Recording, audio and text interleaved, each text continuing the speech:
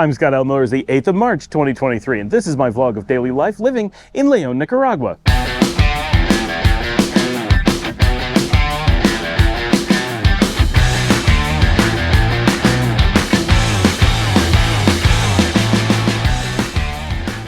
On today's show, we're going to be talking about propinas, or tipping, because when you're traveling, you always need to know this. Every country, culture, region has its own kind of approach to tipping, and understanding what it is and being confident in it can be a really big deal. If you're coming from the United States, you know that we have a tendency towards tipping very, very heavily, and your waiters and other people that you deal with have a very strong expectation that you're going to tip really well. And partially this is because in the United States, it is known pretty standardly that service staff are actually not paid minimum wage, and that your tips are what get them their salary. Your tip is what pays them in many cases. This is often illegal. Restaurants are required to come up to minimum wage if you don't tip, but obviously no one wants to work at minimum wage. It is the tips that they're working for. Like, it's a complex system and it's terrible. And they really need to step into the United States and outlaw that system, but it is so entrenched at this point that it is an endlessly accumulating problem, and it's one that's so bad that it actually encourages a lot of people not to go out to eat. Like, it's seriously rough. And for a lot of people, when I was a kid, it was like, well, you always 15% at a restaurant. And then it became, well, at more things than a restaurant. Pretty much anytime someone does a service for you, you give them a tip.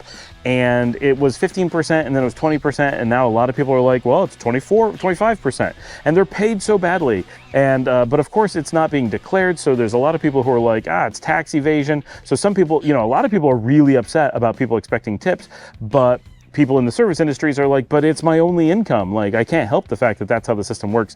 It's terrible all around. It makes it unpredictable on one side, it makes things super expensive on the other, and it hides all the cost, right? You go out to dinner for $10, you may be expected to pay almost another dollar, not quite, but almost another dollar in taxes, and then possibly $2.50 in tip. You could be looking at $3 or more on a $10 bill of extra fees. That's a ridiculous number. Now, of course, Americans are used to everything having giant tax numbers tacked on afterwards. So the surprise goes away and it starts being just something you accept, but you still start thinking about the cost of everything is so high that it makes you stop using those service industries, which puts more strain on people to make more tips from fewer and fewer people. It's an endless cycle of disaster. Tipping, instead of having things paid for as an agreed upon price, simply doesn't work. And everyone knows it doesn't make sense, because you're tipping based on what? The total cost of your services. If you order a bottle of water or you order a glass of wine, the amount of money that you tip is dramatically different, even though the waiter had to do the exact same amount of work. It doesn't really make sense. The system is very broken. So a lot of people want to know, you're coming to Nicaragua, what is the tipping expectation here? It's much more straightforward. First of all, the only time you realistically tip is when you're at a restaurant. In general, you don't tip. You don't have to tip your taxi driver. You don't tip random people who help you for things. Now, if someone's helping you for free, this is not an agreed upon service, right? They're doing that for tips. And because Americans are so easily tricked into giving tips, a lot of people will do things and just expect tips, right? They're trying to cheat the system because they know you're gullible to it. So be aware. If you're at like the airport when you first get to the country, people will rush to carry your bags and be like, yeah, you got to give me a huge tip. And often it's hours of income. Like they'll carry something for you from the airport to the car and be like, oh, I need a $5 tip to pay for my family. But the reality is that tip will be 2 hours of work for them, right? They're taking advantage of the situation in many cases. And in most cases, you didn't ask them to help with the luggage. They actually, you're a little bit scared that they're going to run off with it. Like, often it's a bad situation, and then you feel pressured into the tip. Those things are people preying on tourists, so be aware that that is a common thing. And because Americans are so quick to tip, and to tip really, really well, that creates an ecosystem where people look for Americans and prey on them to try to trick them into tips. So watch out for that. But and if you do have people help you at the airport, tip them, right? Don't get free work. Either avoid having them help you or accept that you're going to tip. That's how the system works. But other than that, in normal life in Nicaragua, the only time you have to worry about tips is at a restaurant. You do not have to tip. Tips are never required. People are paid appropriately. No one is living off of your tips. But that doesn't mean that tips are not welcome, and it doesn't mean that they don't help. And if people are doing a great job, absolutely tip. But you do not have to. It is not like the United States. The world does not end if you don't tip. So how much do you tip, and how do you know how to do it? Okay, the first thing is, how much is a tip in Nicaragua? It is 10%. Not 15, not 20, not a bit more, 10%. You get a 1,000 cord bill, you tip 100 cord if you feel you should tip. If you got bad service, don't tip, right? They're not starving and you did not get good service. Also, we need to talk about what good service looks like here. You should not tip just because they don't give American service. You should tip based on them giving good service as Nicaraguans, not whether or not they met an American's expectations. That's really unfair and not a good way to use the tip system. That's simply just not paying a tip, right? And if you're just going to be one of those people who refuses to tip, fine, but don't pretend it's because you would have tipped had they done some cultural bridging that they don't understand or know about or have access to understand, right? So don't do that game. If you're gonna be one of those people who doesn't tip, own it. Otherwise, 10% tip.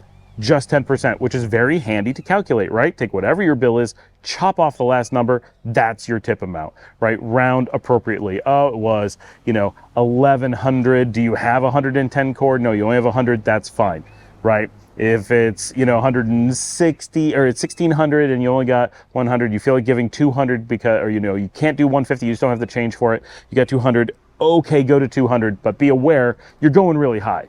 Right? Don't give extra, like you're already going really high. And at some point people start to be like, this is weird. Like they appreciate the money, but it is not like the US where there's this expectation of it. And when you just are handing out money, as in lots of places, it's a bit odd. Like people don't necessarily want to be tipped all the time. They would like their pay to be higher, right? But they're not looking for a tip necessarily. When you're tipping, try to give the money directly to your waiter. Do not leave it on a table. Don't put it under a coffee cup. Like there's a lot of things we do as Americans, and we tend to think of tips as very sacred. And it would be really unlikely for someone to walk by and steal tips off a table. Certainly they do, right? Absolutely they do. But in general, people don't bump up against other people's tables. Like it's harder to do. Here, there tends to be a lot more physical reaction between tables, and the opportunity to just walk by and swipe something off a table is quite high. There tends to be a lot fewer wait staff keeping eye on tables. There isn't an opportunity for people to run over and take their money off the table. They don't know to look for the money to be on the table. If it's not there, they don't assume that it's missing. They just assume you didn't pay. There's a lot of things that make it really easy for someone to just take that tip and walk off. So if you actually want to leave a tip, make sure that you are handing it directly to the waiter or putting it in a tip jar or whatever. That really does make a difference. So that's important. Just know that, and you can always hunt down your waiter and be like, this is for you, right? Parati, that's all you need to say. But 10%, it's always 10%. Don't try to make it a different number. Shoot for 10%. It's that simple. The next big question, can you tip with a credit card? Simple answer is no. You cannot tip with a credit card. Don't try to do it. Don't act like you thought you could, because I'm telling you, you cannot. You will never be able to. The system by which you write in a tip on a credit card does not exist here. That requires bank participation, and the banks do not participate in that here because it's a different tipping world. Under no conditions can you tip on a credit card. You will never ever find that. Tipping is in cash, in efectivo. And so you always need to have some amount of cash. You don't need to have all the cash, right? You're having 1,000 cord dinner. You don't have to have 1,000 cord on you, but you do need to have 100 cord on you. So you need to carry small amounts all the time. This is a cash-based economy. You gotta have cash. Credit cards are fine to use when you want, when you can, when it's available. Great, but you still are responsible for carrying cash at all times. You'll need it for taxis. You will need it for a lot of different things. Most importantly, well, I don't know if it's most importantly, safety things you need it, but you need it for tipping. So that's important, right? You can come here and a lot of people are like, oh, how do I tip? How do I tip? Nope, it's cash every time, right? Often there's no interaction for like changing the bills, and often you don't sign for a credit card here. So there's just a lot of things are different. You can't tip on a credit card. Something that's very different here than in most of the United States, although this is starting to change in the US, Very often in larger restaurants, not in street stalls. You go to a street vendor and quite often they don't look to be tipped because those are normally the owners. The same thing here. You don't generally tip an owner just like you would in the United States. But in the US, very rarely do you know something's the owner. And here you often have the same problem. But if you're going to little street stalls, that's not a waiter. That's generally the owner with their own thing, and they're not really expecting a tip, and you're not expected to give one. If you happen to, that cost 110 and you didn't have 110, you had 120, fine. Don't ask for change. No problem, right? But it's not an expectation that you're going to tip people on the street. So like street food vendors or whatever, the price is the price. And same thing with like you're getting ice cream and things where you don't have a waiter coming to your table, you don't tip, right? Tips are the way they were in the United States in the 1970s. When I was a kid, it was 15% and you tipped when you had a waiter. You didn't tip at other times. You may tip a bartender. I don't know how that was in the 1970s. Obviously here, same thing as a waiter, you would tip a bartender, but you almost never have bartenders here. The idea of cocktails and mixed drinks basically doesn't exist. Cocktails does not exist. The components necessary for a cocktail basically don't exist, but mixed drinks do. And for those who don't know, cocktails require the use of bitters, or else it's not actually a cocktail. And basically no one has bitters here. The limit of tipping, therefore, is very different. So it's only these positions, pretty much only when they're serving you at a table. And very often it will be included in the bill. So what do you look for? If you look down on your bill, it will often say propina. It may say tip. Just look for the word tip, but that's really rare. Propina is normally what you see, P-R-O-P-I-N-A. The propina just means tip. And that will generally, it should be exactly 10%. If you see that line, look, but it'll be 10%. Sometimes you'll see service and it'll be 10%. That's the same thing. Or servicio, right? They're just saying tip in a different way, and it should be 10%. You never have to pay that. That is always optional. But, and I actually like this, you pay it by default. Generally. So if you look at the bill, you'll see that there's a total at the bottom that is the amount plus the 10%. So you have this slightly higher number. And if you just give them a credit card or just give them cash, that's what they're going to give you change based on, or that's what they're going to run your card based on. And then, yes, you will pay a tip by credit card, but you never get to write it in. You never get to choose the amount. It is a straight 10% if you get to do that. That is pretty rare that you have the combination of a place that builds in the tip and you get to use a credit card, but it does exist. Count your blessings. That's a great situation if you know ahead of time that a place does that. But even like the biggest restaurant in Leon right now has not taken credit cards for quite some time. So there you go.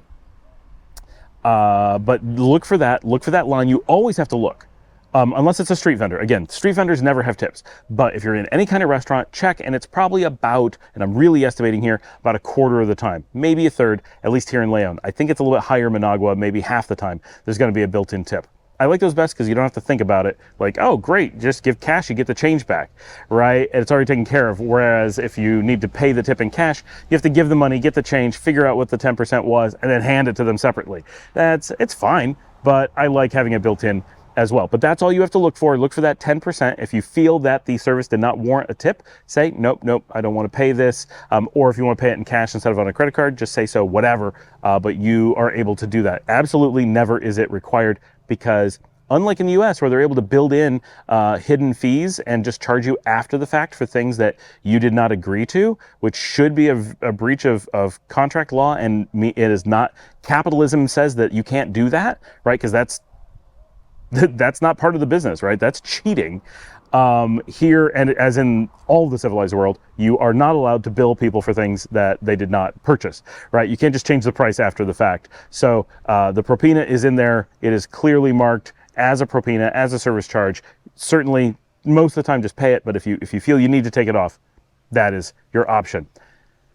Last up is deliveries. So this is kind of a similar thing. They are kind of like waiters that come to your house. So here, the big national food delivery service is Pedidos Ya, and the one from El Salvador that is also really big here is Ugo, spelled with an H, H-U-G-O. Both of these services are available all over the country. This is where people hop on motorcycles, go to the restaurant, get your food, and zip it to your house. Think Uber Eats, DoorDash, or the like back home in the United States. And they work really well. We use them all the time. These services give you a flat price. Now, when we first started doing this, it worked a little bit differently. Now, once they've delivered you your food, then after they've completed the order, you rate the order, then it will say, do you want to tip your driver? Now, of course, you could, if you're paying in cash, feel free to hand the driver extra cash. If you are paying in credit card, you can still pay the driver and give him a cash tip as well. But if they do the delivery and you did it on a credit card, they don't expect a tip, right? They'll pull up, I order a pizza, they pull up, hand me the pizza, and they leave, right? Because I paid with credit card. So it's already taken care of. They know it's paid for. There's no, all right, that time I actually killed the battery. And I mean, I killed it, like it swelled up and I barely got it out of the camera as it was overheating and blowing up. So that is 2 GoPro batteries that for sure I have completely killed at this point in the last 2 months or so. So you need to be really careful about that. We're running low on batteries. That's something, if anyone's coming from the United States, I need some batteries. And no, you can't really ship them down. The cost of shipping is so expensive, you pretty much double the cost of everything when you do that. So if someone is coming down or someone is going back and forth or whatever, it's a couple batteries in luggage and in a, it's not a big thing, comes through for free. That is something that would really help. Anyway, so when they bring you your pizza or whatever, they're not expecting a tip. They're not expecting you to hand anything. If you then go back, at least with Ugo, and I don't know if they do this yet with Pedidos Ya, after you've rated everything, they say, would you like to leave a tip? And then you could just pick, I don't know what it is, 10, 15, 20%, whatever. Don't go crazy, but yes, leave a tip. And definitely for us, we live so far out that they're coming an extra long way to deliver us food. So we always leave a tip, and they love coming out to deliver us food. Yes, it adds a couple dollars to the delivery, but it's so much cheaper than going into the city ourselves and taking everyone in a taxi or just organizing everyone and going, like it takes so much time and stuff. It's so convenient to be able to eat at home. Really great and well worth being able to leave those tips. So that is my story on propinas and tips. I hope that really fills you in and gives you confidence. With this, you really do have enough information to go out and not have to worry about what you're going to have to do at a restaurant. Simply make sure you have enough cash for the tip. Look on the bill and see if the propina is already included or if you have to calculate it. It is 10%, no other number. And yes, tip your delivery drivers, but you can probably do so through the app in most cases, or again, have cash for them if you're paying with cash. Thanks for joining me. Please remember to like and subscribe. That button's right down there. It makes a big difference. We did have a couple subscribers leave earlier this week. I have no idea which of our content made people want to drop off, but we had a really successful week of lots of people viewing the content, but fewer people subscribing. They're actually desubscribing. So need to get more subscribers. That is a really big deal for the channel. And as always, if you'd like to support the channel, you can buy me a coffee. That link will be below. I'll put it on the screen and it's in the show notes. It's buymeacoffee.com/Scott Allen Miller. That's it. You just go to buymeacoffee.com/Scott Allen Miller and it gives you a page and you can just boop, buy me a coffee right there. And that comes directly to me and helps support the show. Does a whole lot to make this possible. Share with your friends, put it on social media, LinkedIn, Reddit, Facebook, Twitter, all the little social things.